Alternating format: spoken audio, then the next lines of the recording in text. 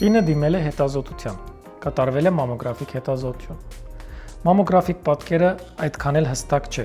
կուրծքը ունի խիտ կառուցվածք, բայց ինչ որ գոյացություն այնտեղ նշմարվում է, հնարավոր չէ ասել ինչ է, շատ փոքր է, հստակ չի երևում, սոնոգրաֆիկ պատկերը լավը չէ։ Ինչ պետք է անել։ Ուզում եք իմանալ ինչ կարող ենք անել այս դեպքում։ Եկեք լսենք մեր մամոգրաֆիստին։ Իմ գոլեգան ձեզ կբացատրի, թե ինչ կարող ենք անել այս դեպքերում։ Կոնտրաստային մամոգրաֆիան մամոգրաֆիայի ավելի խորացված հետազոտման տեսակ է, այսինքն սա օգտագործում ենք այն դեպքերում, երբ ստանդարտ կամ շերտավոր մամոգրաֆիան չի կարողանում պատասխանել բոլոր հարցերին։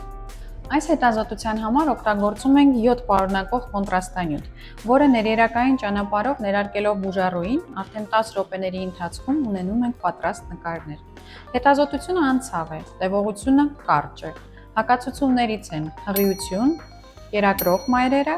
յոդից ալերգիա, երիկամային անբավարարություն։ Հետազոտության ինֆորմատիվությունը շատ մեծ է խիտ կառուցվածքով գեղձային կրծքագեղձի հետազոտման համար։